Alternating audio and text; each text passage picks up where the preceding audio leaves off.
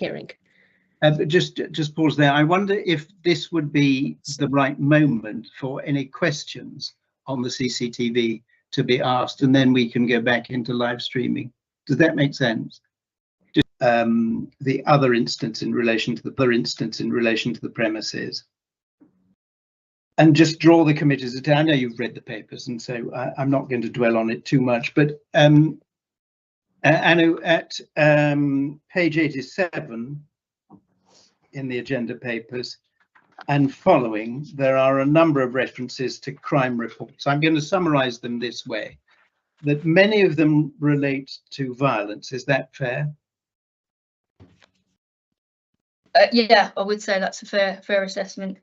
And a number of them have been reported by Mr. Ahmed himself. That's correct. And there is reference in some of those incidents to women feeling unsafe. Yes. And there is one reference in relation to drugs, which is an intelligence reference, and it refers, in fact, to that incident that we have just seen on the 8th of June 2025. So that's the Sunday night going into Monday. On page 94, yeah, graph 25, there's reference to drugs being yeah. sold, allegedly, on that evening when the assault took place. Yes. And then finally, this in reference to the assault on the officer, Mr. Deer, he has written a statement at page 106 and 107, detailing his recollection of what happened on that night, where Mr. Ahmed alleges that Mr. Deer grabbed him by the throat. Yeah. Mr. Deer speaks to what his recollection of that incident was. That's correct. And he didn't want to pursue the matter because he didn't have any noticeable injuries. Yes. This is the substance of the assault. As I started to move the barrier, that's Mr. Ahmed, moved into my face aggressively and grabbed hold of my right upper arm. As he did this, other persons, including his brother, pushed towards us.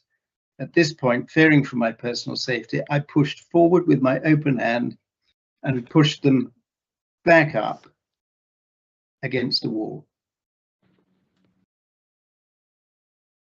There we go. That, Madam Chair, is all the evidence that I wanted to call. Thank you, Mr. Rankin. I will now open the floor to Mr. Ahmed and his colleagues to ask any questions. Oh, he's back. Thank you very much. Thanks. Sorry, I do beg your pardon. I didn't catch who was speaking just there. That was me, Chair. I was just noting that Mr. Ahmed had left the proceedings, but he's back now. That's fine. Thanks. Thank you, Councillor Gallant. Okay, Mr. Ahmed, do yourself, Mr. Samaru, or your solicitor have any questions for Mr. Rankin or Officer Mitu? Yes, I'm grateful. I think firstly, to start possibly at the earlier point and to work our way forward, I just want to begin with the alleged assault onto the council worker. I think there may be some misunderstanding, and I know a lot of people's surnames are Ahmed. Ms. Anu, could you confirm that's not actually Mr. Ahmed who is in the hearing, that is the person that's mentioned in the report, John Deere? I believe it is Mr. Ahmed that's in the room today. Okay. That's what Mr. Sorry, it's a bit echoey. That's what Mr. Bob Dere's statement refers to. Okay, I'm great. Apologies, there's been a hand raised by Mr. Councillor. Yeah, Chair, I'm so sorry. Mr. Ahmed is not on my screen at the moment. Is he on yours?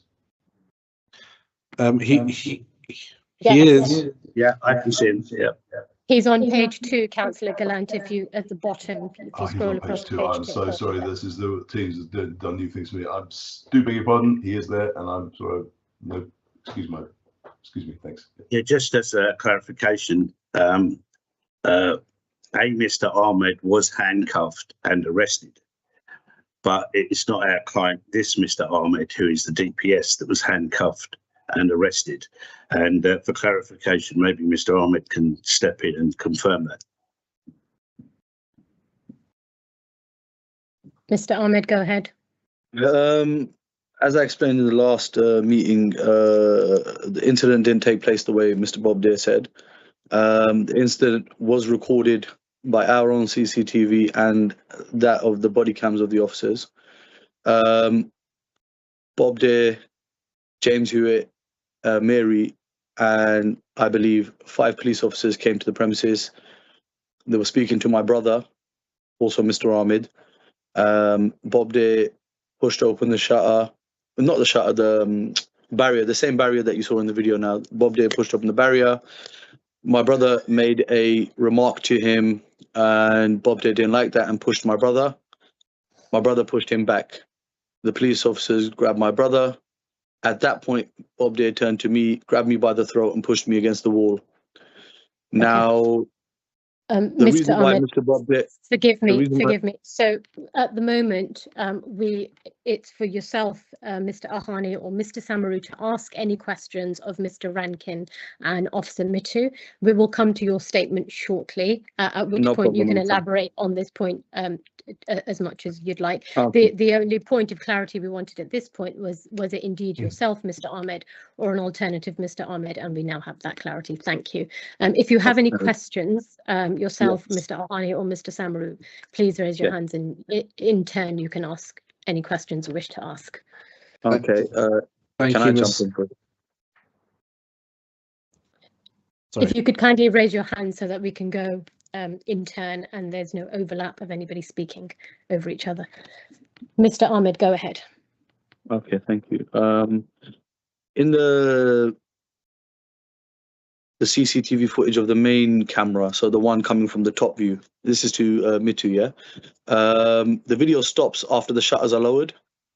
Do you have any more CCTV footage to show what actually happened afterwards? So there is a claim that we were making threats and stuff.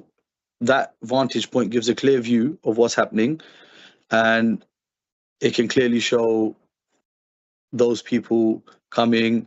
You will be able to see what they're doing, what they're saying, and everyone will be able to surmise from that, you know, who was actually making the threats from that vantage point. How come you allowed everything else to carry on running, but that CCTV footage you stopped there? That's the main one from the top angle, the one that we saw where we were getting attacked. What is that, camera 15 or 10? Which one is it? It's the one from the upper vantage point that shows the actual fight from above. Because as soon as the So is this at the entrance area? Yes, that's correct. So what's your question? Why was there no audio? No, the question is, why did it stop at that point and didn't carry on and show us making threats or them making threats to us, which was part of the claim there? What, if there's no audio, you can't hear the threats anyway. But I You'll be able believe to the you'll be able- CCTV camera that you're talking about, the entrance area, once the shutters were lowered, that was deemed to be the end of the assault because you were inside the premises and they were outside. I believe But that's given- why. I understand, was- but given the purpose of the accusation that's been made on me, which is that we carried on making threats, it would have shown, if they were the victims, why would they be coming back to the shutter and talking to us, and what exactly they were doing, their hand gestures, you know, you can tell. I mean, you didn't necessarily have to have the audio to see the way they're behaving, what they were doing, what they had in their hands, the way they were behaving in everything. It would indicate to, it would explain a lot to show why we did what we did, which was lower the shutters, lower the blinds then, and then lower the internal shutters because they were not stopping. So it doesn't give us the chance to explore that. I'll leave that one with you. And then the second thing is, why why can't we hear the threats? So there's two 999 calls, my one and their 999 call. Why can't that be played to the committee now as well? Because that will, again, highlight a lot. That will highlight everyone's state of mind, what actually happened, and the truth of what actually happened, rather than just hearing a narration of it. Well, I believe PC Vicky Hewison has included that in her statement. So yeah, that's why there is no CCTV being played, because we have the CADs in the pack. Sorry, that did not. I don't know how that pertained to what I just asked about, but again, like I was saying, if we could hear the 999 calls, we'd be able to hear what actually happened, rather than hearing a transcript of it.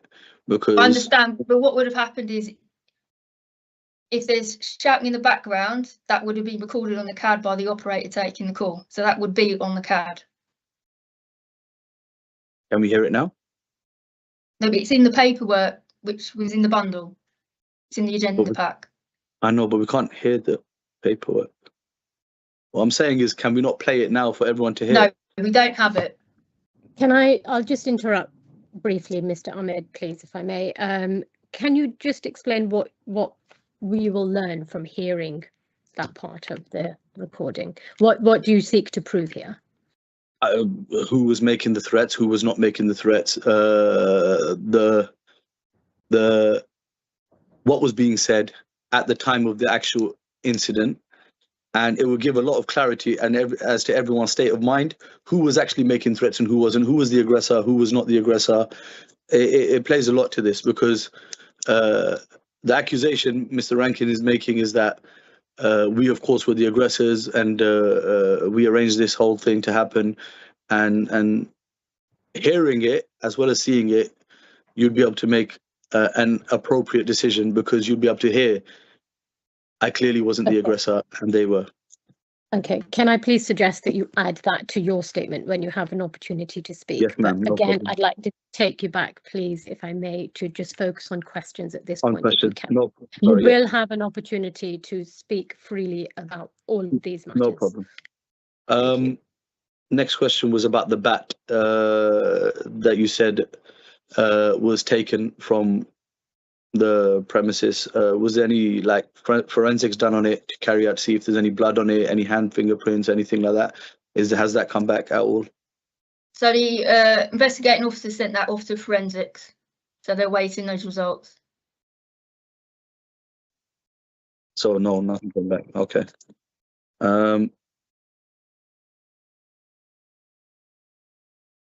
Okay.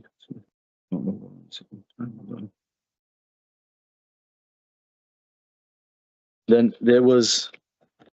Okay, so that's probably in the statement and not in the. I think Yusuf has a question. Go on, Yusuf. Mr. Ahmed, if you'd like a moment to gather your thoughts, I will take Mr. Alhani's question. We can come back to you if you have any further questions. Yeah, to be honest with you, I think mine's going to be towards the statement side now. Yeah. Fine, that's fine. Mr. Alhani, please go ahead. Can you please unmute? Apologies. I don't think it's too far to say that I think my learned friend was putting forward that the case that the application is being put forward as a problem premises, essentially due to the history that's been put forward. Miss Anu, on behalf of your department, I can be corrected if I'm wrong, but I think that's part of the application form. That's correct. Now, we've seen a number of CADs and police reports that's been mentioned, and the premise has been open for about 18 months. Has your department ever gone to Mr. Ahmed or visited the premises to provide him guidance in respect of handling the premises? No, and that's an issue with our system. A lot of the reports that come in regarding that premises aren't actually coming in as Al Shorfa. They're mainly called Centre House. So unless we know that Al Shorfa, the connections made between Al Shorfa and Centre House when the report's being put on, it doesn't come to our attention. Further to that, if a call's come for Al Shorfa, and it requires a police response, and it's resulted at the scene with no report. Essentially, for an example, a drunk person being ejected, police would speak to the SI at the door, and the SI's word would be taken that the person was causing issues and they've been ejected. That wouldn't necessarily generate a police report, if that makes sense. No, I understand. So I hope that clarifies something. Yeah. No, it does. It does. Thank you. I mean, No problem. and in respect of the other reports that have been done, and I understand the one on the 9th of June, that is still under investigation. But for all the other police reports, have they resulted in an investigation or Mr. Ahmed being contacted to obtain more information? So I believe from looking at the reports, one is still outstanding and is being investigated. Regarding the other reports, no. So either the victim didn't want to pursue it or there wasn't enough evidence. And if it was an example that even if there wasn't enough evidence, would your department still go to Al Shorfa or Mr. Ahmed to then still try and see why is this engaged? Yeah, absolutely. Yeah, but like I said before, if it hasn't come to our attention regarding the connection between the Al Shorfa and Centre House, it's not always recorded as Al Shorfa, we wouldn't be aware of it, which is why initially when PC Hewison at the interim steps hearing presented the crime reference numbers or CAD numbers that came from the premises, it didn't come up with as many. It was only until she put in Centre House that we generated far more incident documents. So it's just unfortunate, but yeah. Okay, and if I could take you back then, if I could bring you a bit forward, and I do appreciate that you are covering, apologies, I think you may have frozen possibly. Miss Anu? No, I'm still here. Perfect, sorry, if I could then bring you Can forward you hear to, yes, I can hear you, apologies, maybe my screen froze for a second. Okay. If I could bring you forward till the 9th of June, which is a current incident that brought about this application or accumulated in the application. I do appreciate your covering for Vicky, and of course you're trying to be as helpful as possible. I do appreciate that. Since the 9th of June till today's date, and there's been an interim steps order, there's been many weekends since, have you received any calls in respect of Al Shorfa? No. And I understand that the interim steps was brought some 1 week after the incident has taken place. There was a weekend before the interim steps matter had been heard. Just to confirm, there were no issues since then. No, since the night. No, I think there was an incident with regarding the covering of the blue notice, but that was rectified. But other than that, no. And in fairness to the committee, I can make yourselves aware, essentially the blue notice that must be on display, there are those pink artificial plant, I think it's meant to be a cherry tree or something. I think it had partly covered up part of the blue notice, and then that was moved out of the way after an email exchange with Vicky. And of course, I think that's what Mr. Anu speaks to. Since the interim steps, I think you would have been aware that there were about 4 additional steps that were taken up, one being a ID scanner, which is a separate paid-for service, additional security guards, conflict management training, and a upgrade of the CCTV. And I think the committee can have its own views in respect to the quality of the CCTV being provided. It could have been a lot better considering we're in 2025 now. Would you have a view that with these additional conditions that have been put, that Mr. Ahmed, having had previously made reports and engaged, or the premises itself be able to be in a position where it would be able to, with these new conditions, continue to trade with the current license and then meet the licensing objectives? Are you asking for my opinion? Yeah, I mean, I am asking for your opinion, yes. I think that's ultimately down for the subcommittee to decide. But we are discussing quite a violent incident whereby 2 weapons were introduced into the premises by Mr. Ahmed's party. My opinion is I don't think that's conduct that I would like to see in a licensed premises. So I'll just leave it there. I think it's up to the subcommittee to reach their own decision. I'm grateful. Then perhaps I could ask then a more general question, and I think maybe my question is more aimed towards not the incident of the 9th of June, but rather than to a premises trying to meet the licensing objectives generally. Would those be conditions that would help to alleviate or help towards the prevention of crime and public disorder? Potentially, but I don't think having any of that there on the day in question would have prevented what happening. I don't think having scanners at the door, better CCTV, all of the other conditions that were imposed at the interim steps would not have prevented the conduct we've just seen on the CCTV, unfortunately. I mean, the introduction of security would have, I mean, that was one of the steps as well. That would have also had a big impact here. If they were there on the night, I think that would have played a big impact as well. Mr. Ahmed, if you let Mr. Ahani finish his questions, please. So, thank you.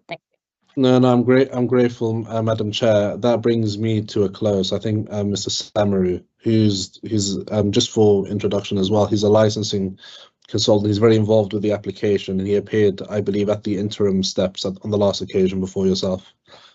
Grateful, thank you. Thank you, Mr. Ahani. Mr. Samaru, go ahead. Yeah, thank you very much. Just had a little bit of clarification. I heard that you would normally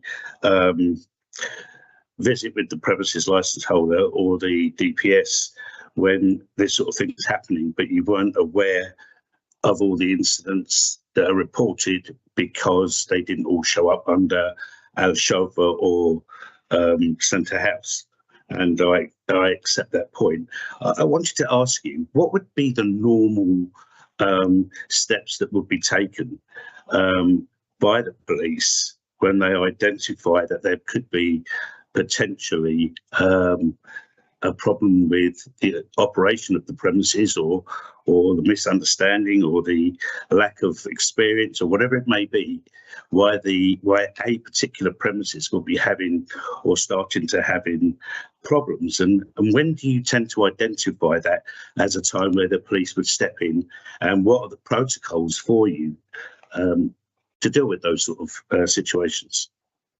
So in regards to problematic premises or something, or a premises that comes to our notice, if we are aware of it, we try and engage with the DPS premises licence holder at the earliest opportunity, because essentially we want to nip it in the bud.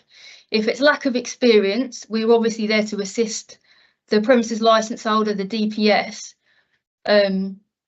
We would always try and engage. We would try to find out what the problems are.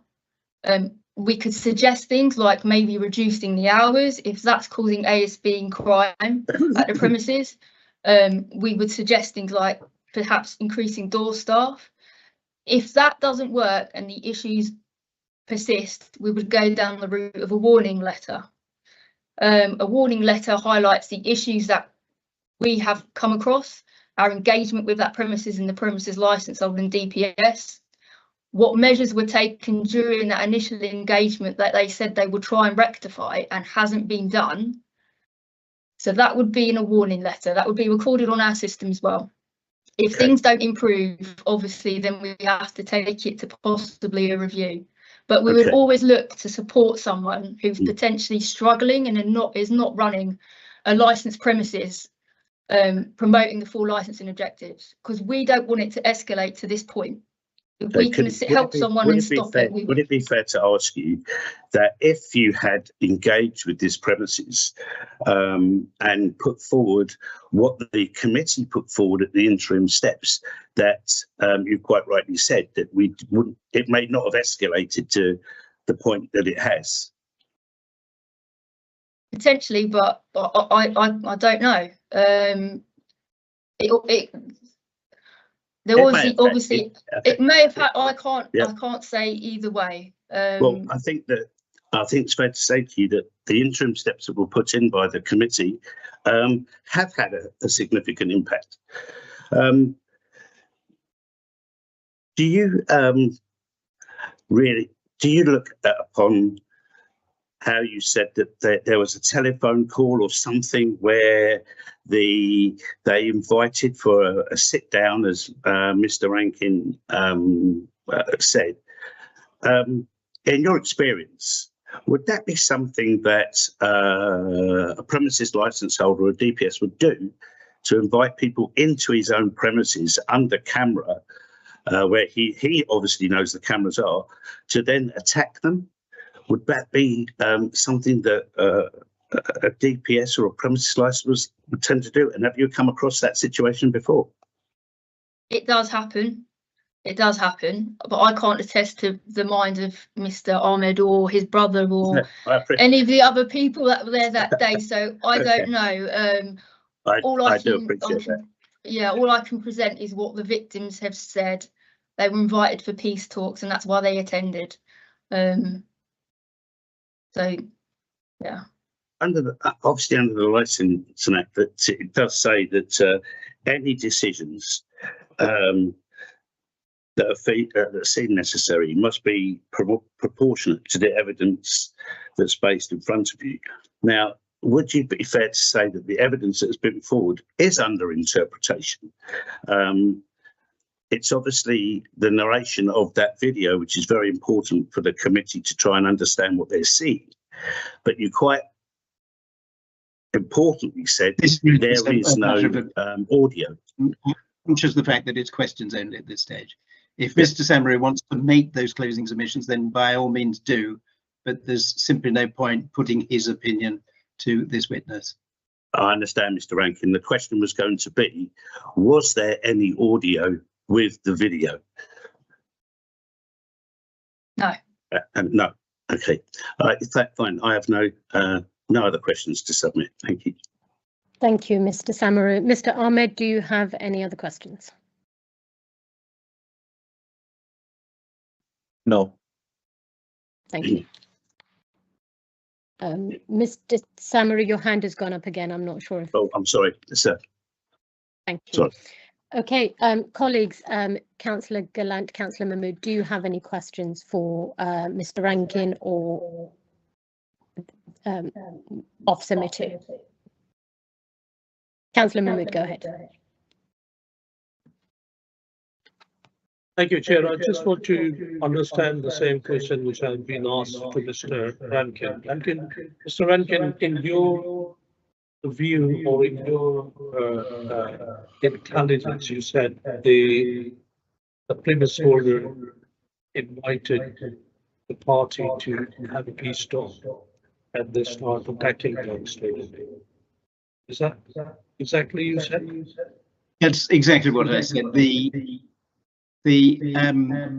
victims gave that account, their explanation as to why they came to the premises that evening.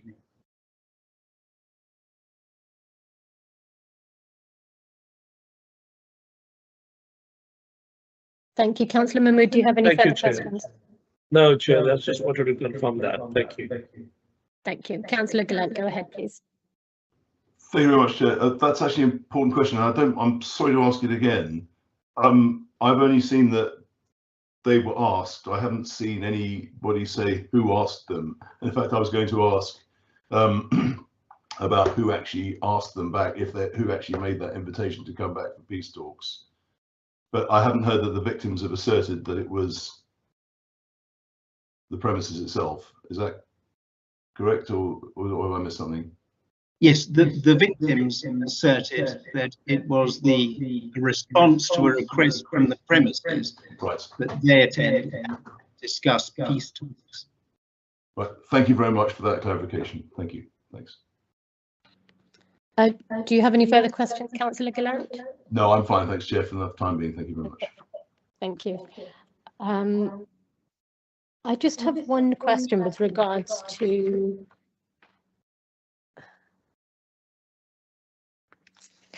So it's point 25, the incident on the 8th of June, page 94. There is reference to a son. I beg your pardon. Somebody going to use the toilet. That's right. The son witnessed the consumption of what appeared to be cocaine or some other drug within the toilet. This was then reported to the father, and then it was the father that reported he himself seeing a number of Kurdish men selling what appeared to be bags of powder. Thank you. Can you indicate the age of this son? Do you have any indication of how old he may have been? I'm afraid I don't. Fine. Thank you.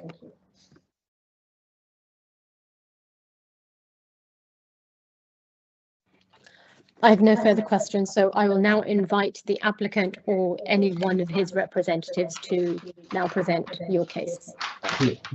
I'm grateful. In respect of the apologies, I think you meant the respondent. I do beg your pardon. I did indeed. Yes. I'm grateful for the respondent. I'm just going to briefly introduce the matter. And then I wish to call Mr. Ahmed to give some evidence. I think for the committee, it's quite important. A lot of the paperwork reference him very, very specifically, and no doubt they're going to have very specific questions for him to answer as well. In respect of the application that was put forward, it was initially put forward for a serious violent disorder, it being the 9th of June 2025, where it said that Mr. Ahmed and the people who are in the premises essentially launched an attack after ambushing people and asking them to come onto the premises. In respect of Mr. Ahmed's position makes it very clear. Number one, why would I do that? It's a premises that I put in a lot of effort in. It's where I work, it's where I get my bread and butter from. I'm not going to cause such a scene, and just logically, it's not a position that anybody could in their right mind take. His position is also very clear. This premise is one that I heavily invest into to make sure that it's kept in line with the premises license objective. I do apologize. Councillor Gallant, I think maybe the echo may be coming from your microphone. Correct. I'll mute myself. I beg your pardon. I'm grateful. It's a very, I think it's a musical scene. I think I've been to Mr. Gallant's performances before, or the events before, so I think maybe that's where it's coming from.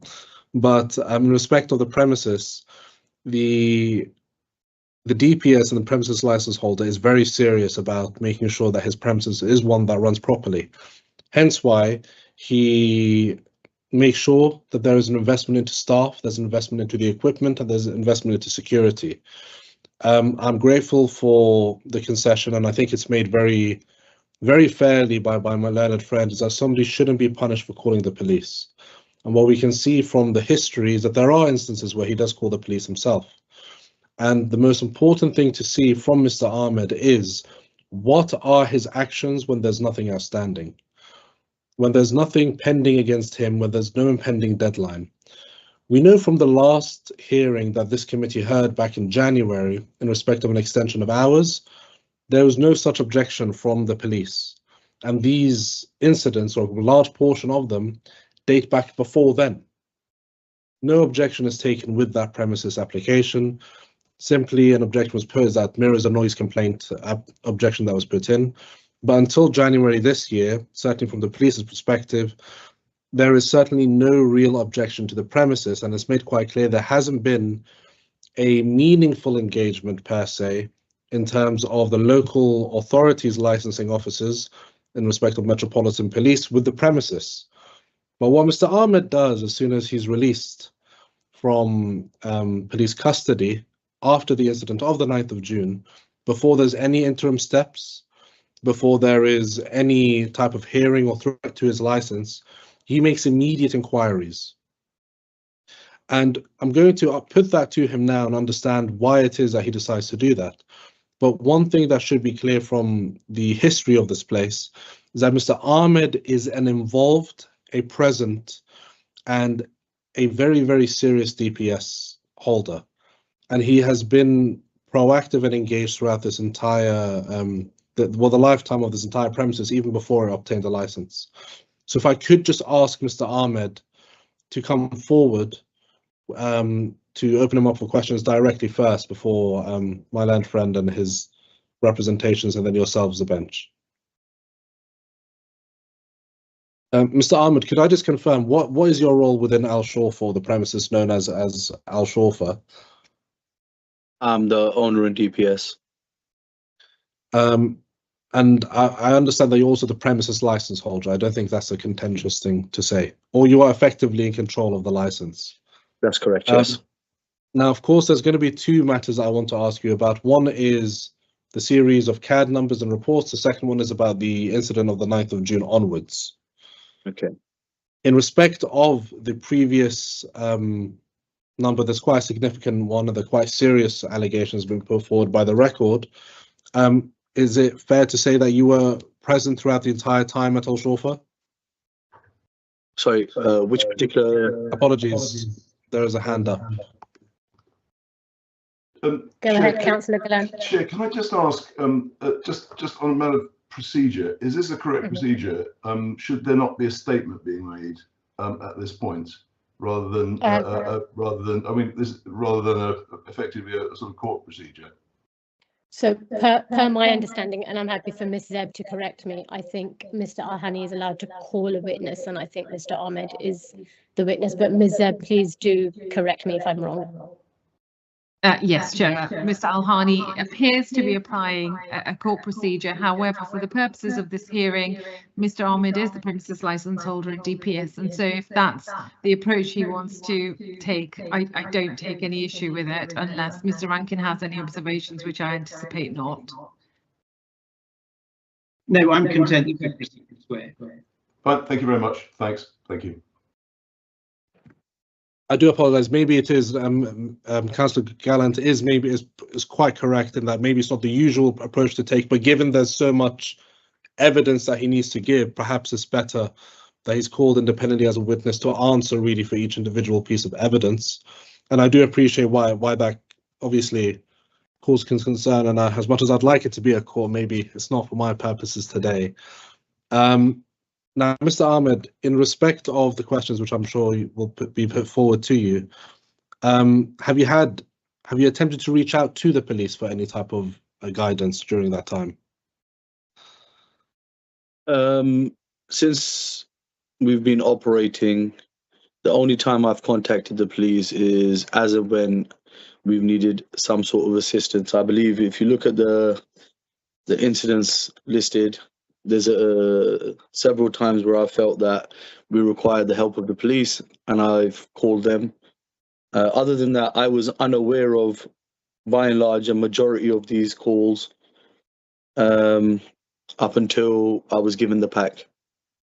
I can pretty much go through it all. You can see what is fictitious. I mean, a lot of them seem to have been made up, very specific in certain details, but not giving enough detail to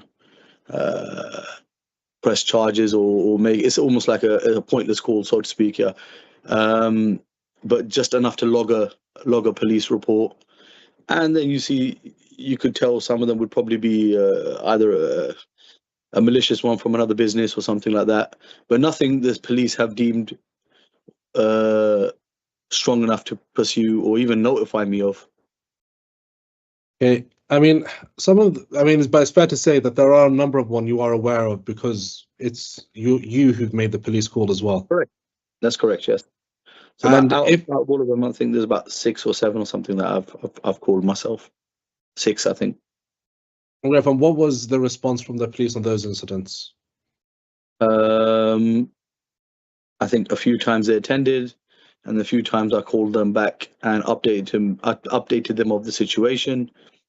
Nothing after that, no. They were content with how everything was resolved at the time. Anytime the police officer did attend, they were happy with how everything was dealt with and left.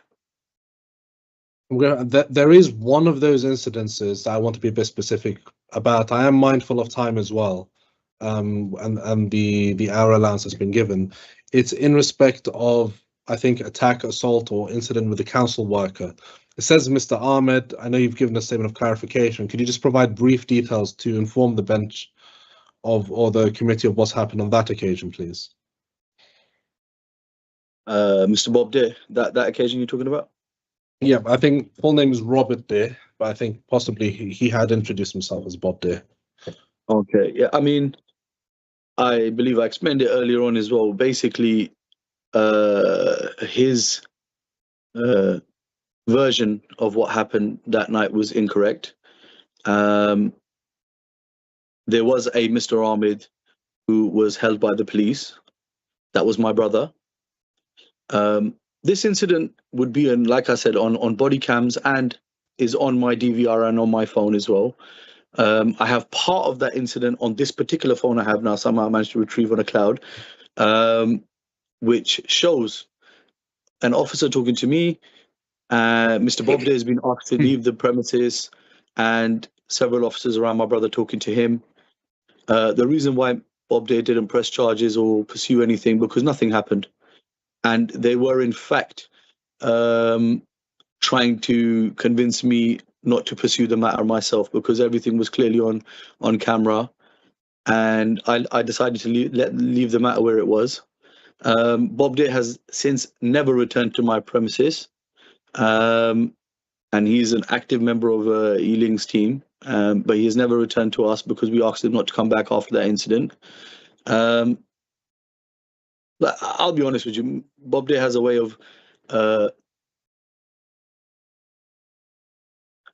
I'm going to say this carefully now. Bob Day has a way of saying things to suit his narrative. And in this occasion, he has painted himself to be a extremely professional victim here.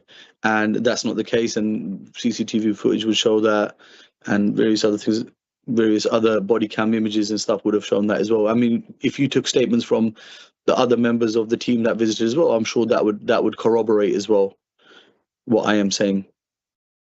Then perhaps I could now just bring you slightly forward to January 2025. You were involved in the hearing for an extension of hours at that time. You held your license. Did you receive any engagement from the police in respect of your application? None whatsoever, no. If I could just bring you forward then a couple of months. There's a few incidents and a few reports in the CAD, but more specifically to the incident of the 8th of Jan that then led to the incident of the 9th of, sorry, not Jan, June. Apologies. Okay. The 8th of June, which then led on to the 9th of June. Could you explain what happened on the 8th of June, and then how that then led into the incident of the 9th of June? Yes, I think there's also some need for some clarity here as well, because Mr. Rankin indicated, and so did the officer, that we ran over time. We did not run over time. The CCTV was not showing the correct time. When I downloaded the footage that night on the Sunday morning, or so on the Sunday morning when the incident took place afterwards, I downloaded the footage, I corrected the time, and that's what happened. So we did not run over time. But I'll explain what happened that night as well. So basically, the gentleman who you saw come into the video, who was the leading person who came in, not the two behind him, he was there the night before. He was there with his father. He got into an altercation with two other guys. We ejected all parties. I didn't actually see the altercation myself, but the accounts that were given were that his father got up and slapped someone, or he got up and slapped someone. One of them slapped someone, basically. We ejected them from the building. The gentleman lingered and was unhappy about being ejected. He then made a phone call to the police. I think after some time, the police finally came. I think on his second or third Paul, he basically said, "I've been stabbed," or something like that, something to that effect. The police attended.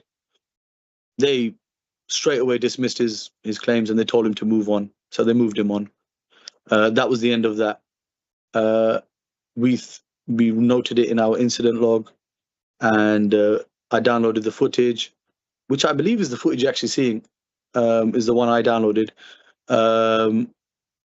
And we thought nothing of it. Yeah. Sorry, just to clarify, when you said I downloaded the footage, is that the footage that would have been seen by the committee? That's the footage that you provided. That's exactly, yeah, that's correct. Yeah, it's on the end. It's on the end of that tape. That's the footage that I downloaded. That's correct. Sorry, just to confirm also, when did you provide that? They retrieved it from either my phone or the DVR that they took from me. But it was downloaded, because it's the exact timings of everything that happened as well, because it took me some time to search for it as well, because the timings were off. Okay, thank you. And then moving on to specifically the incident to the 9th of June 2025, I think it's been put forward as a narrative for the applicants that the parties were called to the premises for a peace talk. Did you make an arrangement of that sort, essentially? None whatsoever. And then it's also been put forward, essentially, that there was an incident, or as part of what's been put forward, an attack was launched from those at Shorfa towards the other side. What is your narrative of what's happened on that evening? Because I think we've seen the CCTV, we've seen the police's statements taken from those people, or their reports. Could you tell us from the respondents' point of view what's happened on that, in that incident? I'll tell you from my point of view exactly what happened. I had arranged a meeting with my solicitor. I have emails going backward and forward with my solicitor. We arranged that time. He's also someone I've known for some time as well, so we were going to discuss other matters. We were there, as you can see in the video, we were talking. My friend comes, you see him come in. These guys just came in, basically. The front person we recognized from the night before, but the other two we did not recognize. They came in, they were asking for someone specifically. They were asking for someone specifically. They were very forceful upon entry. They threw the barrier to the side. You saw it as well. They threw the barrier to the side. They came forward. They were asking for someone, and then they started swinging. And it became a bit of a blur, so to speak, because I was the recipient of several punches, as you can see, in one go. And we finally managed to get them out. They tried to come back in, then we pushed them out further. We came in, the first opportunity we had, we dropped the shutter. I mean, if you time the whole incident, it's probably about 20 or 30 seconds, 20 seconds, 30 seconds, something like that. 20 seconds maybe, yeah. But they came in very aggressively. They came in very forceful, and they didn't cease at the point of the barrier closing. They continued to hurl abuse at us and threaten us. It can be heard on my police phone call. I'm pretty sure it can be heard on his police phone call. And then that was it. That's my account. And then, if I could bring you forward, I understand that the police come and I don't think it's controversial. The police come, you're arrested, you're then released. What steps did you then take in respect of the premises? Apologies, I may be turning my head just to cough. I mean, I know it might not be controversial for everyone else, but for me, I found it a bit of a weird situation, because I had just been assaulted myself. People had come into my premises and attacked me. I had black eye, a fracture in my jaw. and then all of a sudden now I'm getting arrested, and I hadn't even had a chance to give my account of anything. I had asked several times, can we open the shutter? Can we speak to you as well? I was told no. So that was pretty bad for me in that respect. Sorry, your question escapes me. Sorry, no, I think you stated that was controversial. I was asking about when you were then released from police custody. You obviously had come back, and I do appreciate you had injuries or sustained hits or blows. You are still the DPS of this premises. What steps, what changes did you make in respect of your premises? Okay, so I will talk you exactly my timeline of when I left the police station. I left the police station. Well, I was released from the police station late the next day. I went home to see my wife and my children, all of whom were very, very worried about me. I spent time with about half an hour with my wife and my mum and my dad and my kids. I then went to the hospital, spent the rest of the night in the hospital. Left the hospital, they gave me painkillers and stuff, and said basically a lot of it was bruising and they couldn't really do much for me. They did a CT scan on me as well. Subsequently, I did go back and get more painkillers as well because it really wasn't stopping. The following clear day I went back to the premises and I engaged with various other parties to ensure that we had more security and just, to try get a general understanding of how we can prevent this from happening again, because obviously I wanted to run the business. I want to make sure that we're safe. I want to make sure everything was okay. So we engaged with consultants to see how we can prevent this from happening again. And this is before I even had any communication from the police, because the police had sent me an email, and I wasn't able to get at my email because the police had my phone, basically. So it took me a day or two to get into my emails and get all the numbers and correspondence and stuff like that. So get back in. I think the earliest communication I had with the police was on a Friday, but I had taken these actions, I think, on the Wednesday, or late Tuesday, Wednesday.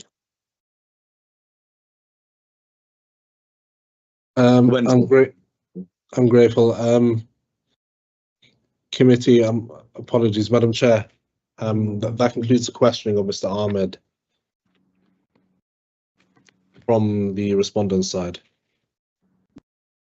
Okay, so Mr. Ahani, I will consider that now the respondent's statement, so to speak. So I will invite the police now to ask any questions of yourself or Mr. Ahmed. Mr. Ahmed, just a couple of questions. You say this, that you had not invited the victims to your premises for any peace talks. Is that so? That is 100% unequivocally true. I did not invite these people to my premises.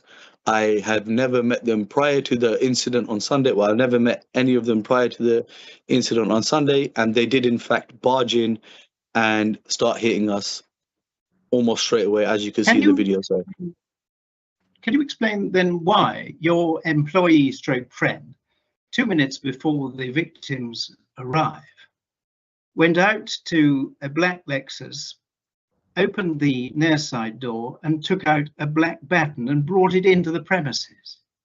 Why would he do that if you weren't expecting somebody? Mr. Rankin, sir, some of the stuff we use in there is shisha pipes. What we try to do is innovate and try and make ourselves a bit more better than our competition. There's a couple of other lounges in the area, like Bamboo and other places that have really good, they're good competition. So we try to be a step ahead. What he did in fact bring in was a shisha stem. I am not crazy to allow someone to bring a baseball bat into my venue, especially with my solicitor, my brother, the girls that are working there for me as well, to see. I take good care of the people around me. With whether you're crazy or not, I'm concerned with the facts. And what appears to happen is that 2 minutes before these gentlemen appear at your premises, an instrument, call it what you will, was removed from the car, brought to the table, and you all examine it. Do you agree that that happened? Like I said, it was a Shisa stem, and factually, as you want the facts, factually, he had purchased a shisha stem for us to try and use and bring into circulation in our lounge to try get us an edge over our competitors. And So- factually, I would never allow a baseball bat into my premises. Knowingly, I would never allow for anyone to do that, and I would, quite frankly, be very annoyed with the person and eject them myself.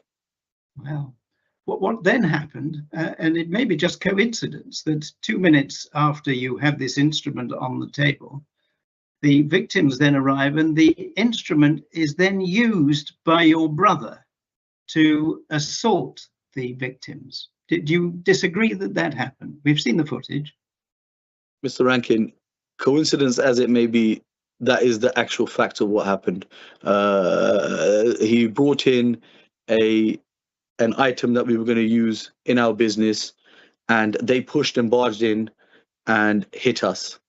Do you agree? I cannot account for a loved one's actions when they see me, and as you could clearly see as well, 3 men were attacking me, sir, and I believe had he not interjected, I might have been more severely injured. Hindsight, basically, do you agree we could all do things differently. Your employer stroke friend used that instrument to assault those 3 victims? Do you agree that? I beg your pardon? Do you agree or disagree that that happened? In other words, instrument brought into the premises, you look at it all, victims arrive, you all get up, you walk towards the door, and your employer stroke friend who retrieved the item from the car used it to assault the victims. Do you disagree with that as a scenario? The scenario you've just explained, I completely disagree with. I think you might have explained it incorrectly. I think what you meant was my brother, not my employee. But having said that, I don't think that they were in fact injured by any of us. If you could see, there was a lot of pushing and shoving in that video. There was a door that was on the wall that was broken. There was a marble table on the side near the entrance that was quite largely moved, and you won't be able to see it in the CCTV, but there is in fact a glass door on the right hand side which had a big crack in it. We were all over the place. Everyone was all over the place. A lot of the injuries that were caused by me. Agree that that instrument was used as a weapon to assault the other 3 people? I agree that there was a big fight, and Was the shisha pipe used to assault the victims? I believe it was used to scare them off. I didn't actually see a clean strike.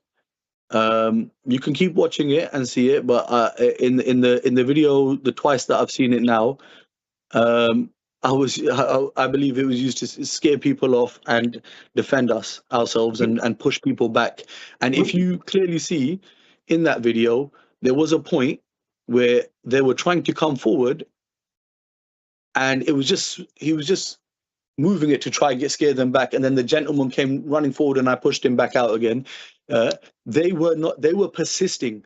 If they were victims, they wouldn't have come in and started punching. I can never agree with that. See on the video your brother swinging that instrument?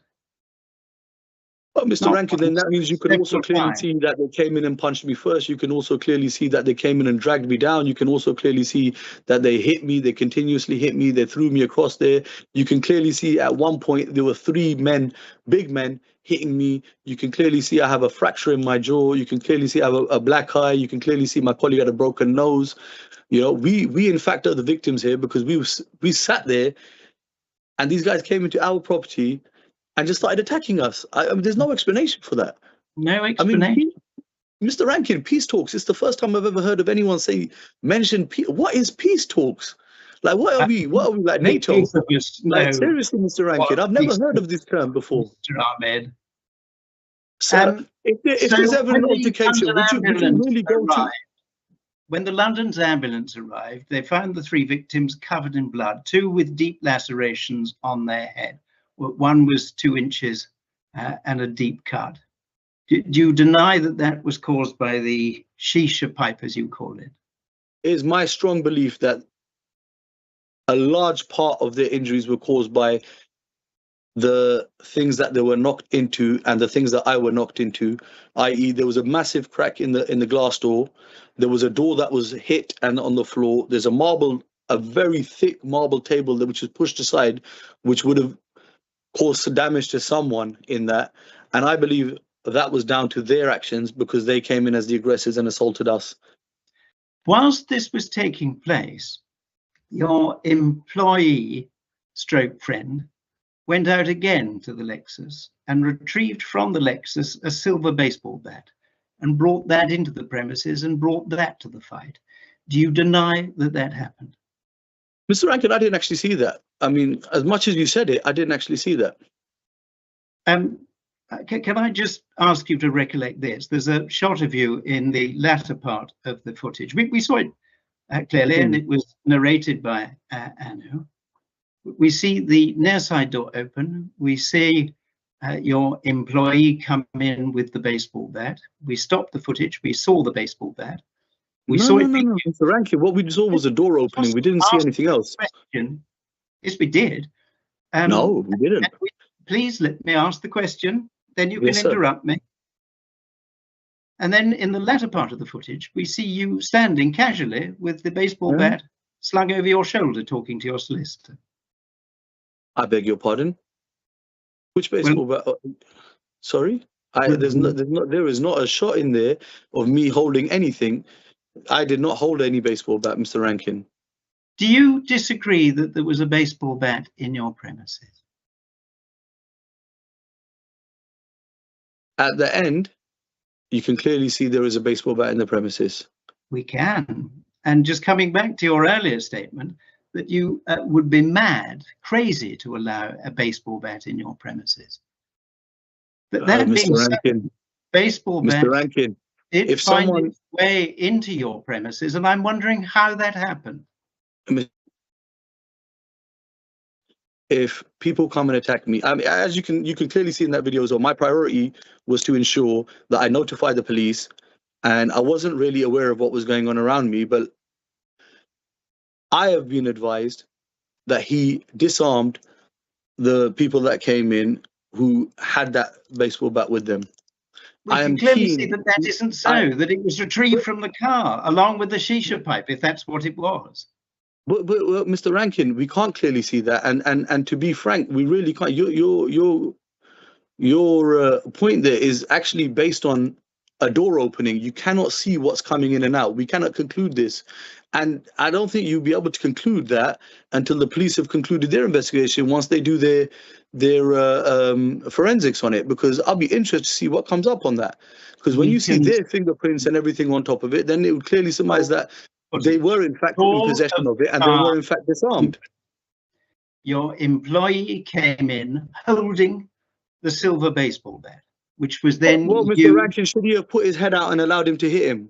Or should he have disarmed him? What would you do, Mr. Rankin, sir? Do you disagree that your employee went out to the car, got a baseball bat, brought it into the premises and started hitting people with it? With the statement as you said it, I disagree, yes. All right, well, the committee will draw their own conclusions. Help me this way. When you made a statement for the purposes of the interim steps hearing, your statement at that stage indicated that the victims brought the baseball bat with them. And are you saying that that is still the position? Are you saying the victims brought the baseball bat with them? Honestly, I can't remember my initial statement, but the baseball bat we were referring to, not the shisha stem, the baseball bat we're referring to, that is what I am saying, yes. All right, we've got not your preliminary questions. Not the shisha stem, just to clarify. I wonder if I might be permitted to share and put this, what appears to be an previous inconsistent statement, to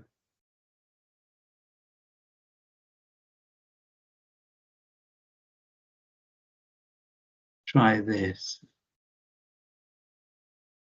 Chair, is this a question that Mr. Rankin is putting forward? Oh yes, it will be. I was trying to share the statement that you and Mr. Ahmed produced for the licensing subcommittee. And in it, I can't appear to share it on the screen, but in it, I can say this. Disputed weapon use and intent. Claims that the incident was premeditated are denied. The baseball bat was in fact taken away from the perpetrators, and the pole was a shisha stand. This was introduced in the heat of the moment and were not part of any plan, but purely used in self-defense of a sustained attack. There is no supporting evidence that Mr. Ahmed intended to facilitate or lead an attack. All right, so just coming back then to what you're telling us now, which is the correct version? Do you say that the victims, brought the baseball bat to the premises, as you initially told the licensing subcommittee on the 19th of June?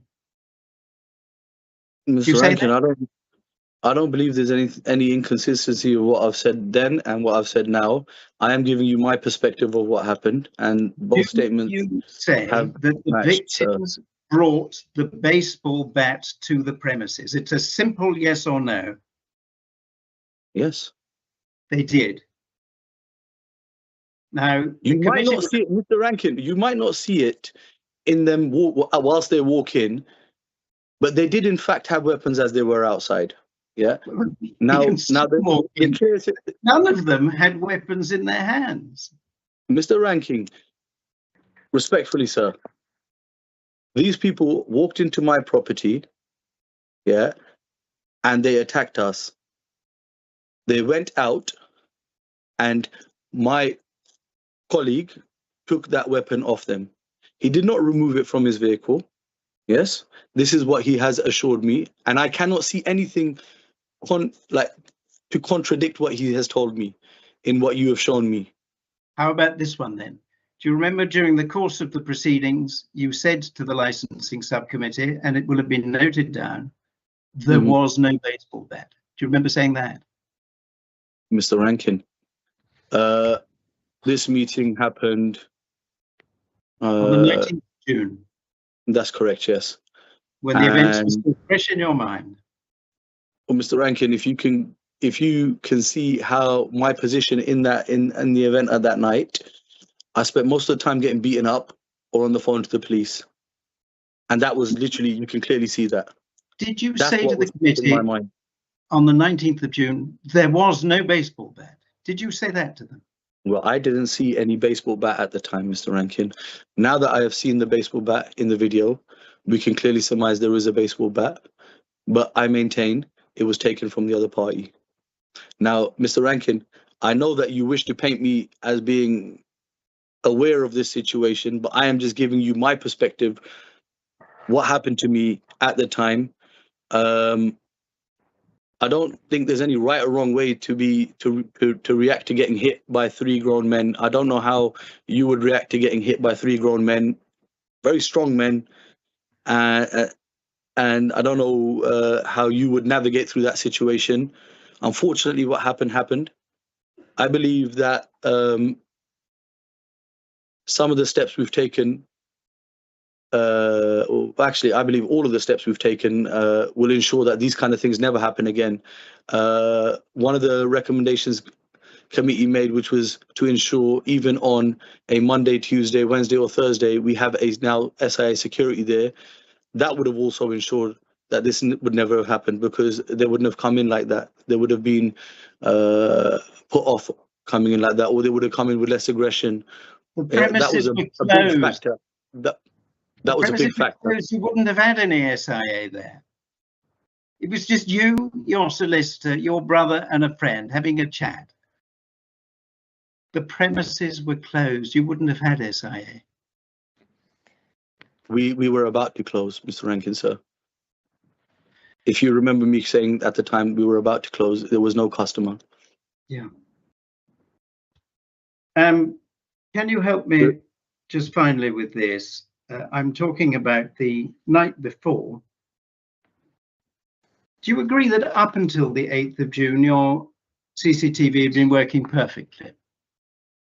Mr. Rankin, I have had no need to look at it. I've had no incidents, so I've had no need to review my footage. The first time I had an incident, I reviewed the footage. I downloaded the footage. I realized that there was a discrepancy in the time, sir. At that point, I amended the time. One's used in these cases to seeing a discrepancy of 5 minutes or so. One's not used to a discrepancy of 2 hours. Mr. Rankin, I have no idea as to the inner workings of a DVR or CCTV footage. You have daylight saving hours, you have various things that take effect. Sometimes there could be a power shortage, something that would affect it. Now, as far as I'm aware, put the clock forward. Is that what you're saying?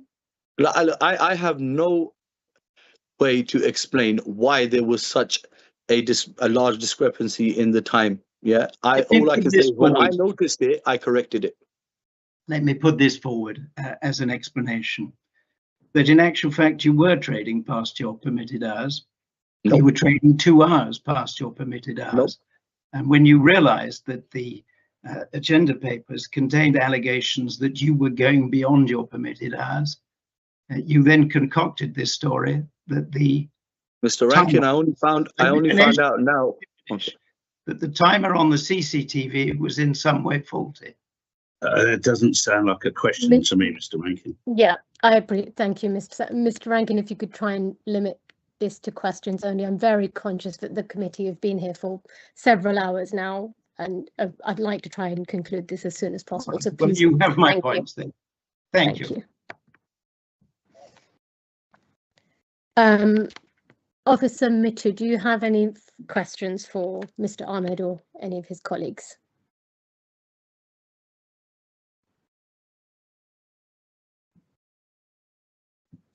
Anu? No, I don't. Thank you. Yeah, thank you. Okay, I will move on to my colleagues. Councillor Gallant, I see you have your hand up. Thank you very much, Yeah, Chair. no, I don't. Thank you, Chair. Oh, thank you very much, Chair. Yeah, Mr. Ahmed, most of the questions I had have been addressed, but the chief one I was going to ask you was why you said in the preliminary hearing that no weapons were involved. And I'm going to ask that, so you answer it. You answer my question. You said there were no weapons involved. I was also going to ask you why there was no SIA that you should have had on according to your license. Your license states that when you're open at those times, you should have had SIA on. And the final question is, which we haven't discussed today, you mentioned that there were 3 female employees doing a deep clean, and those employees met the victims. Now, was that on the 8th or on the 9th? Sorry, but I'm trying to write down your questions so I don't. Yeah. So the first question is why did you not have SIA on the door as stipulated in your license? Okay. Second question is why did you say there were no weapons involved at all in the preliminary hearing? And the third question was, in the preliminary hearing, you mentioned there were 3 female employees who were doing a deep clean of the premises, and they were the ones who interfaced originally with the victims as of the 9th. Now, was that when they arrived on the 8th or when they arrived on the 9th? You recall that? The 3, sorry. You had 3 female employees who were sorry, doing can I just interrupt? Councillor Gallant, when once you've finished asking your questions, can I ask that you please turn your microphone off because of the echo? So maybe we should go one question at a time. So Councillor Gallant, if you ask one question and allow Mr. Ahmed to answer, and while he's answering, please keep your mic switched off. Yes. Thank you. Certainly. Why were no SIA on the door on the 9th? Because it was stipulated in your license that they should have been there. It's basically dead day. We carry out like cleaning and stuff like that. I'll be honest with you. On evented days, I ensure I'm very heavily licensed. We were about to close at the time when these gentlemen came, and we were going to close before we would be required to have an SIA licensed security there.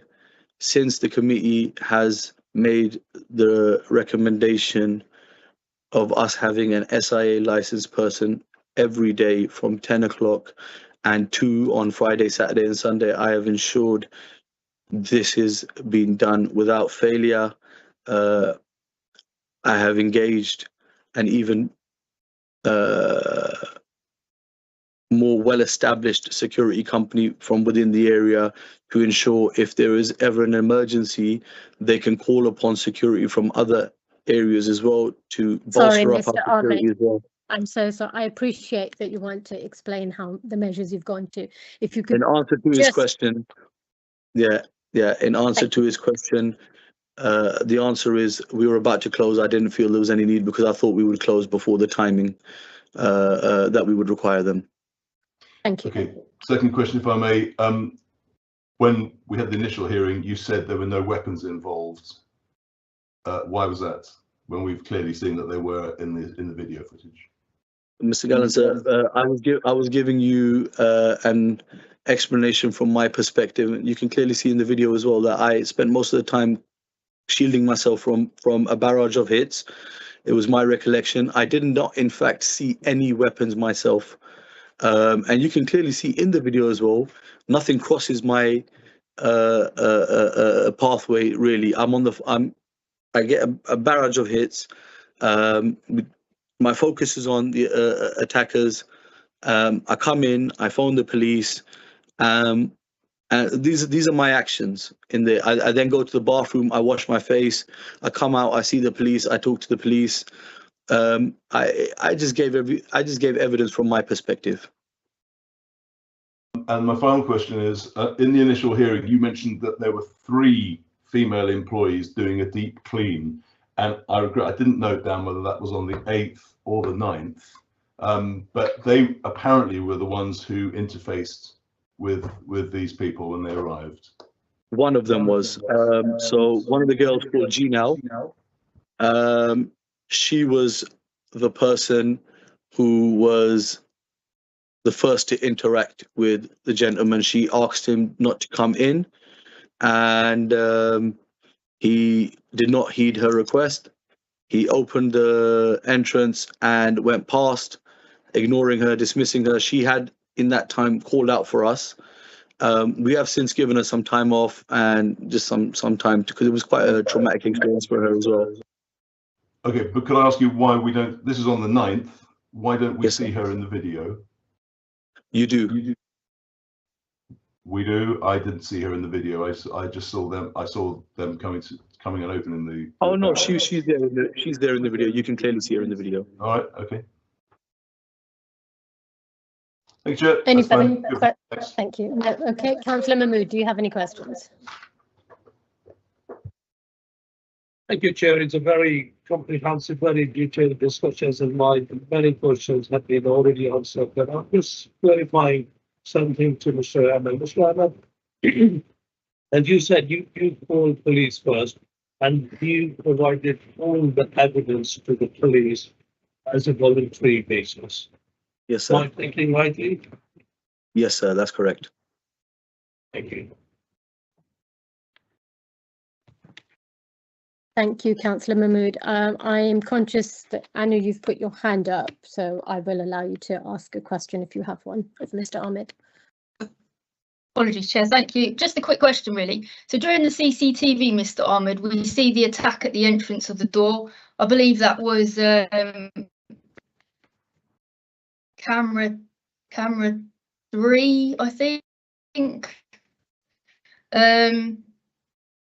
You, after the attack around the premises, can you explain to us why you, your brother, your solicitor friend and your worker go outside the safety of your premises up the road where the victims have left to continue the assault? Why did you not remain inside your premises, put the shutters down and call police? Why did you leave the safety of your premises?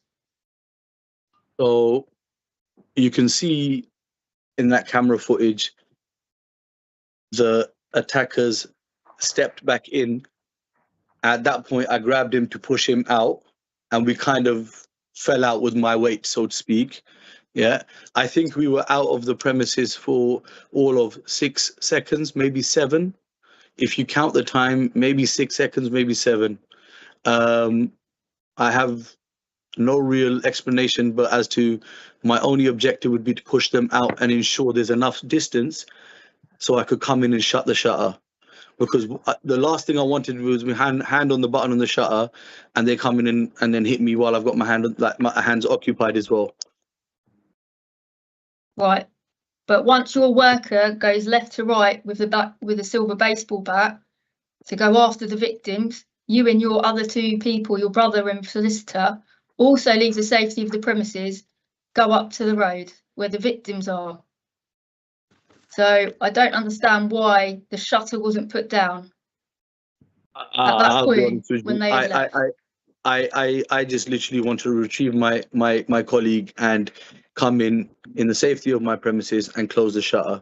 So that's exactly what we did. We ensured that I mean, I would be a very bad person if I leave one person out, shut the shutter on him, and God knows what would happen to him. Right. Okay, thank you, Chair. Thank you, Anu. Okay, I have some questions for you, Mr. Ahmed. I'm going to keep them brief. If you can, please try and answer yes or no if you can. And they'll be focusing mainly on licensing and not the issue itself. So the additional conditions that we asked of you at the interim hearing, did you meet the ones that were required within 7 days? Did you meet that 7-day target? Yes, yes. Okay. On the night that Mr. Dear arrived on site, were you operating in a commercial capacity? Were you open for business? No, we were closed. You were closed. So you weren't operational, you didn't have music, you weren't... It was basically a week into it was our first weekend, yeah, and we had closed, and literally I had my friends gathered. It was literally, it might have even been like the 2nd or 3rd day that we were open, and we were gathered around, we were enjoying, celebrating. The partition was closed, the shutter was half down. When they arrived, we opened up for them, and my brother engaged in dialogue with Mr. Dear, and yeah, what happened. I gave Mary a good walkthrough of the whole premises. Okay, sorry, I'm going to interrupt you if that's okay. Okay. So I've got here in the agenda pack that your license was issued from the 22nd of April. Is that correct? 22nd of April, 2024. If you've got it there, then that's probably correct. Okay, so this particular incident happened on the 20th of April, and you have just said that you were it was your 2nd or 3rd day operating. So were you operating before you had a license?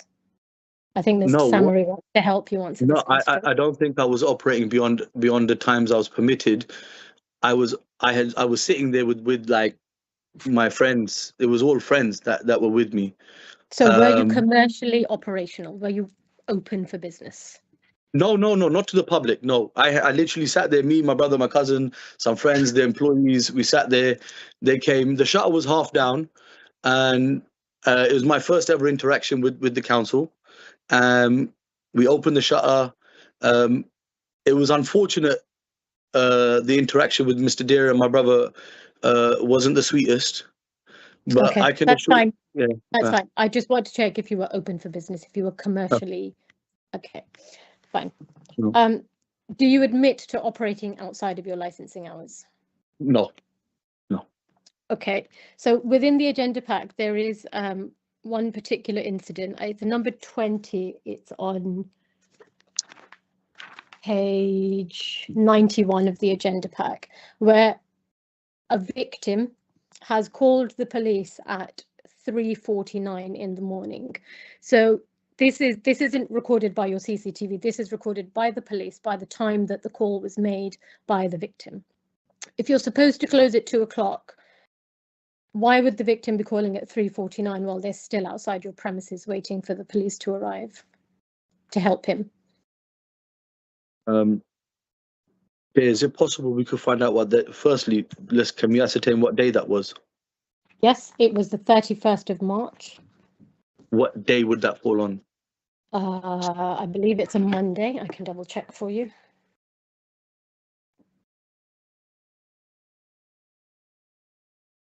It is a Monday, Sunday night, Monday morning. Okay.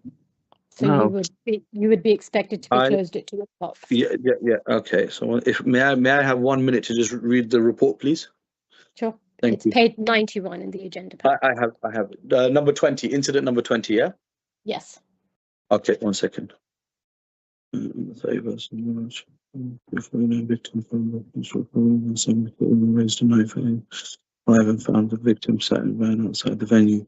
He spoke to the officer and the resident. The suspect described fat Arabic man in a dark jacket, slapped him in the head and shot him a knife. The victim went back and forth with the officer that asked him to confirm if he had seen the knife in front of him and sharing the story finally.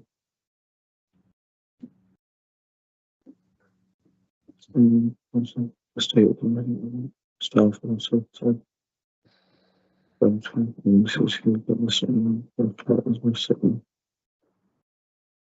don't believe we were open. I think the incident might have happened, but I think this gentleman was a disgruntled man sitting in a van outside. Like you said, he was sitting outside just waiting for police to come. He changed his stories many times as well. In the end, they ascertained that he confirmed that, there was not, in fact, any knife present, as confirmed by the police. It shows he was contradicting himself anyway, and it doesn't actually state that we were open. It states that they arrived. It says that your staff was there. Staff also said that the other male had left some time ago. Staff indicates me. Sorry, I'm the only one that speaks to the police or my security. So you were still there 2 hours after the venue had closed? I am sometimes there till 6 or 7 in the morning, just trying to make sure everything's in line for the next day. I'll be honest with you, the only way I can sometimes operate is by doing a vast majority of some work myself. Fine, that's fine. Just to make it affordable. Sorry. Okay, so when you say staff, staff refers to you, and you're saying that you were still there 2 hours after it closed. Fine. Sometimes I'm there till like 6 or 7 in the morning working. That's fine. That answers my question. Thank you. Okay. Do you admit to not having ample CCTV that covers all angles of the premises inside and outside? I had a grave failure in CCTV up until you made me do that recommendation of changes. Since then, it is one of the most, I don't know, Okay. but you can see the top of the street, the other side. Yeah, it's yes heavily covered now. Yes. Okay. I yes made or a mistake. No, I'm that sorry. your CCTV. Yes. Okay. Yes, ma'am. Are you aware that condition 1 of your additional conditions states that your CCTV should cover all the interior and exterior of your premises? It's condition 1 of the additional conditions. Were you aware of this? Sorry, the additional conditions given. Condition 1 of your additional conditions of your premises license states that CCTV should cover all angles, internal and external, to the premises. That was one of your conditions before any of this happened. In all honesty, I engaged an expert in the field who promised me the best coverage of all of the venue. I did look at it. I might have had a failure on my part not to notice it, but from what I could see, it was adequate covering in a vast part of the venue. I believe there was a failure on my part in terms of the upkeep as well, because I should have noticed that. Yeah. That's fine. Thank you. So when all these numerous incidents happened and the police attended and you were not able to provide CCTV on numerous occasions because the camera doesn't cover that area, why did you not at that point seek to improve your CCTV so that you could be in line with a good operator, essentially? I wasn't aware of that step one. The first thing you mentioned, I wasn't aware of it. That's fine. That's fine. Yeah, I'm but sorry. when Yeah, the police asked for CCTV on numerous occasions, sometimes you called, sometimes others called. So whenever they attended, frequently you stated that CCTV doesn't cover that area or CCTV isn't available for that. Why did you not at that point seek to improve your CCTV or gain better coverage so that you could assist the police when you call them in these scenarios?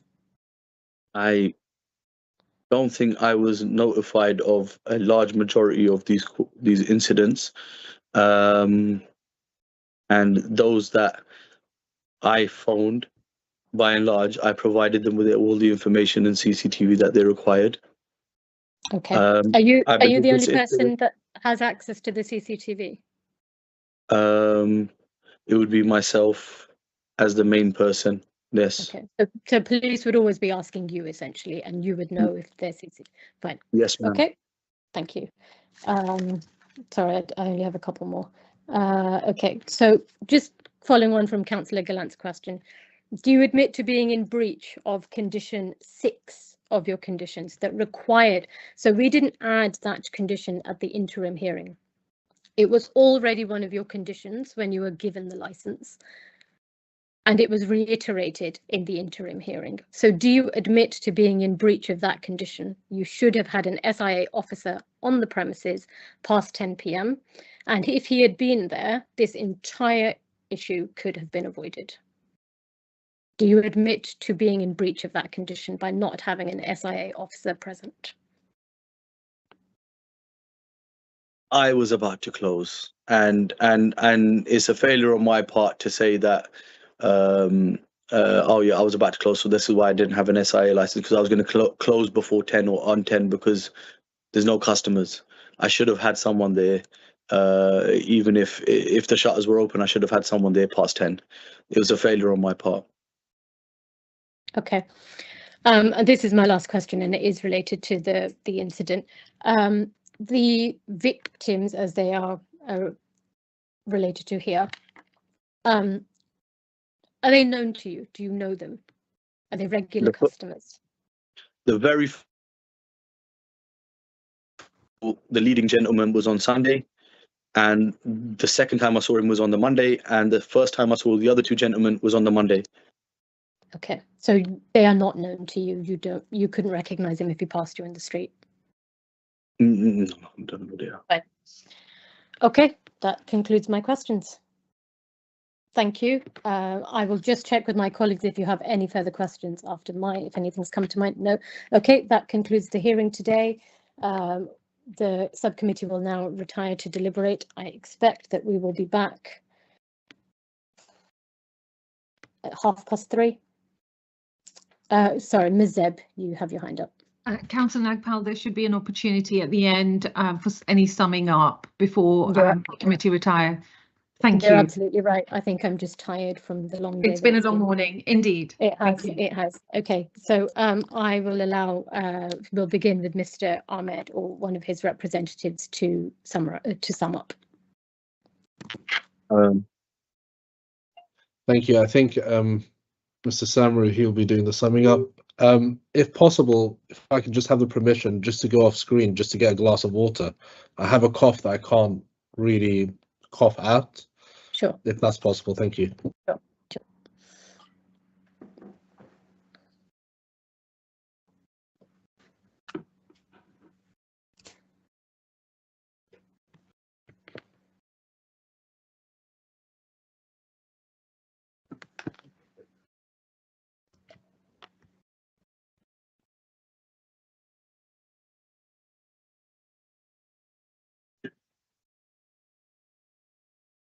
Apologies for that. Thank you. Thank you. Go ahead, Mr. Samaru. Thank you very much. I'll make it very, very brief, I know. everybody's a bit tired. So in conclusion, our objective today was to obviously listen to the evidence that was put before you and try and make some sense of he said, she said, they said type situation. I want it to be clearly understood.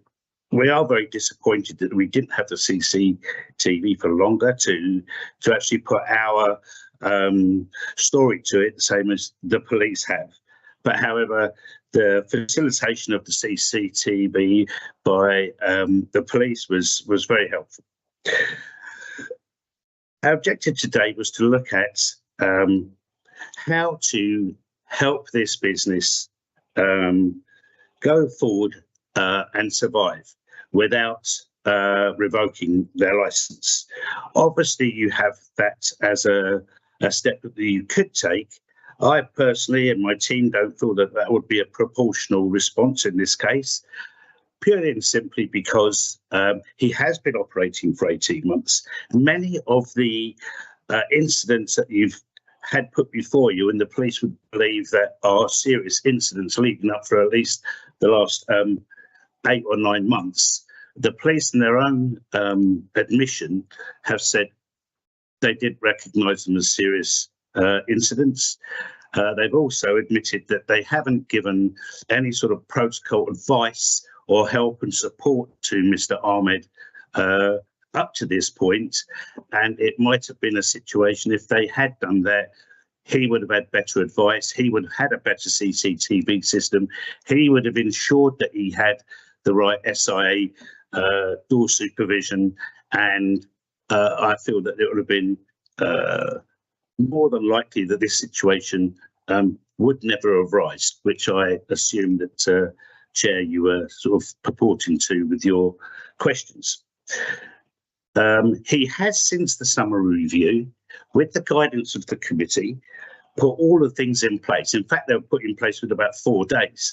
The ID scanner was already ordered. The CCTV is now a new CCTV system that's in place that covers all areas inside and out. He has approached a new SIA door supervisory company that can supply him a door supervisor every night of the week, and 2 or 3 or even 4 at weekends. So those things that you asked him to do at the summary review have all been done. Now, that has proved that with those things in place, he can operate the business properly. He hasn't had any incidents or any reason for him to call the police. However, I have to say, he's not in control of people who make anonymous phone calls to the police and say there are knives and drugs and all sorts of horrendous things happening. And when the police attend, they find nothing at all. So it's not the police's fault that there is no follow-up either, because they have found no evidence of what these malicious phone calls have been made. Mr. Ahmed has reiterated to me on many occasions the most important thing for him is that his staff and his customers are safe while they're on his premises. Now, he would be a very bad DPS if there is a threat there and he doesn't call the police. He would be seriously criticised for that if any serious incident did take place. So even though he has admitted, yes, he has called the police 6 or 7 times, I think he said, they were things that he felt he needed support and police attention. So I don't feel he should be criticised for that. And I will sum up just by saying that the CCTV that you've seen, the narration you've had by the police is their view. There is no sound, so you can't actually make out what is being said, who is shouting at whom. So I think it's very important that you view that in the context of as it's been put before you. Mr. Ahmed has put his view. There's nothing more that we can add to that except the fact that he has said he never made a phone call. He doesn't know who these people are. He saw one of them there the night before, and they have turned up the following day for some sort of altercation. The first punch that is thrown is by the aggressors. I'm also a little bit surprised that there's no full written statement from the aggressors, and obviously take into account that the police arrested Mr. Ahmed and took away all his CCTV and his phone. So he up until today hasn't had to go back and have a look exactly what did occur outside or didn't occur outside or inside. So please, let's be proportionate in this situation. We don't want a revocation here. We would possibly look at maybe a suspension if we want a bit of time to cool down. However, that has already taken place because he's had since the 9th, with all the new recommendations and conditions put in place to rectify all things. And normally a suspension would be for you to be able to make sure that these things are all in situ. So I think that the proof has been in the pudding. He has now taken the steps on board, and he is now running and operating a premises that you would expect within your jurisdiction. So I hope that you do take that view. There is nothing more for me to add, and I thank you very, very much for your time today. Thank you, Mr. Samaru. Mr. Rankin, if you would like to make your summary statement now, please. Thank you. I'll do this very briefly. If I understand Mr. Samaru's submission, it's that this is everyone else's fault except Mr. Ahmed. If the police had engaged, if they'd offered advice, then this wouldn't have happened. What advice were they supposed to give in these circumstances? Don't hit somebody with a baseball bat. But there are some instances which are so bad that a licensee deserves to lose his license. And you may think, having heard from Mr. Ahmed, that he appeared evasive and disingenuous in response to my questions. What was suggested, and it's fanciful, is that the victims turned up with the baseball bat. They did not. It's perfectly clear when you saw the CCTV that they turned up empty-handed. If you need to find the origins of the shisha pipe, if that's what it is, because it was never discovered, it comes from the CCTV footage of the employee retrieving it from the black Lexus minutes before the victims arrive, taking it to the table, everyone examining it. Nonsense to suggest that the employee was showing them a pipe which was going to give them the edge on their competitors, and some are in bamboo. All of that is nonsense, and I'm afraid dust that is thrown in the eyes of the committee. What is perfectly clear, we say, if you remove all of that dust and look at the actions of Mr. Ahmed and his brother and staff member and solicitor, it's perfectly clear they were expecting somebody. It's perfectly clear that the employee went out to retrieve a weapon in order that they could use that on the victims. And it's perfectly clear that during the course of this fight, the employee goes out again to the Lexus and removes the silver baseball bat from it. But when this matter came before you on the 19th of June, there was Mr. Ahmed saying, well, there was no weapon. And you understandably couldn't come to any finding of fact because you hadn't seen the CCTV. You now have seen the CCTV, and it makes a nonsense of any suggestion by Mr. Ahmed that there were no weapons involved. Of course there were weapons involved. They were introduced onto the premises by his employee, and they were used and swung on the victims by his brother and by the employee. And it's a matter of some concern that Mr. Ahmed is unable to accept that, to suggest that even though he didn't know what was going on, he seemed to be suggesting, this is a third version of events, that the baseball bat might have been there on the premises, but that he was completely unaware of his existence. But it's perfectly clear when you look at the CCTV that you've got the brother holding nonchalantly after the assault the baseball bat on his shoulder, and Mr. Ahmed walking through the premises, telephoning the police. Incidentally, it was the victims that telephoned the police first. Mr. Ahmed sequentially then telephoned the police after that. You skillfully, if I may say so, have identified the breaches of the conditions. This business about the 8th of June and the clock settings on the CCTV, you identified one Chris and CAD report which indicated the premises were opening beyond their permitted hours. If you were to look again, please, at page 90, do this when you retire. It's paragraph 7. There's an incident of the 23rd of January where a resident complains that the premises are playing music until 4 o'clock in the morning. The 23rd of January was a Wednesday going into a Thursday. Is it being suggested by Mr. Ahmed that we simply didn't know that it was a private party, that the clock wasn't working? No, it's perfectly clear that regularly these premises open beyond permitted hours, and maybe that and not shisha pipes is what gives them the edge on his competitors. So this is a very different case to what happened on the 19th of June, because you've got hard facts from which you can draw inescapable inferences. The inescapable inferences, we say, is that they knew jolly well that they were coming to the premises. They armed themselves and they used force. Any suggestion that they took the weapons off the victims is just nonsense and must be disbelieved. So there it is.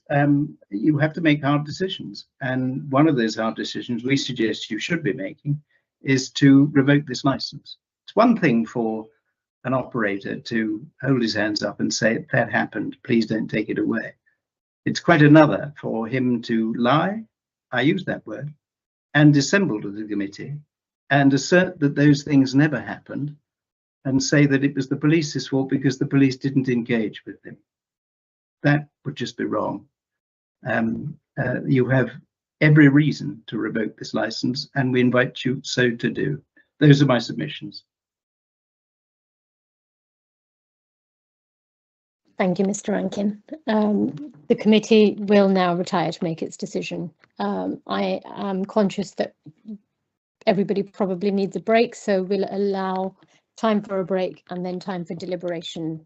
And so I'd like to request that everybody come back at 4:30 for the final subcommittee panel decision. Thank you, Chair. Thank you. See you all at 4:30. Would you like us to leave the meeting then? Yes, please. Certainly. And return at 4:30, please. Thank you.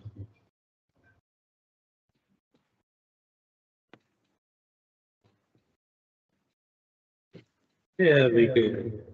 Right. I can't take credit for that suggestion. That was all Hattie. So we all get a break now. Yes.